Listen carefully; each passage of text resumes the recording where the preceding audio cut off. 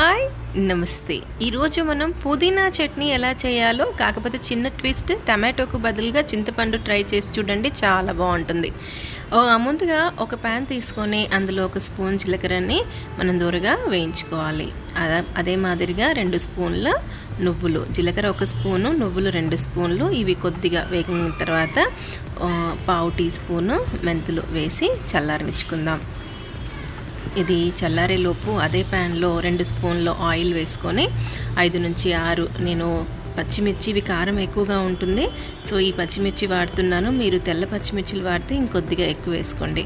ఇందులో 4-5 వెల్లుల్లి రెబ్బలు, పుదీనా ఇక్కడ 3 వంతులు పుదీనా, 1 వంతు కొత్తిమీరని నేను వాడుతున్నాను. కడిగి శుభ్రం చేసుకున్న దాన్ని ఆయిల్లో వేసి కొద్దిగా మగ్గనిస్తాను. ఎక్కువగా మగ్గనిచ్చుకోవద్దండి, మగ్గితే మాడిపోతే టేస్ట్ బాగుండదు.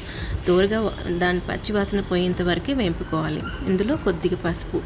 ఇక్కడ నేను చింతపండు అన్నాను కాబట్టి 2 నిమ్మకాయల సైజు చింతపండుని నానబెట్టి పెట్టుకోవాలి.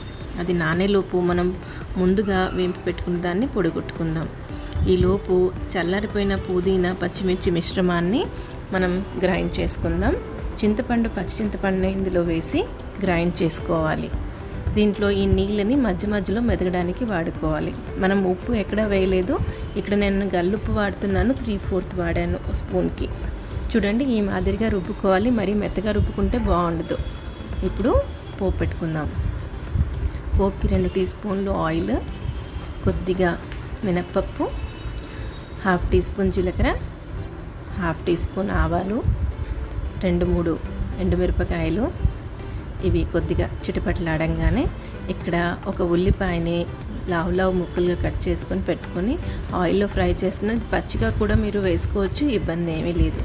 4-5 వెల్లుల్లి రుబ్బలు, కరివేపాకు, కొద్దిగా పసుపు, కొద్దిగా ఇంగువ వేసిన తర్వాత మనం రుబ్బి పెట్టుకున్న పుదీనాని ఆయిల్లో 1 నిమిషం పాటు ఉడికించుకుంటే దాని పచ్చివాసన అనేదాన్ని పోయి మీకు టేస్ట్ ఎంతో బాగుంటుంది.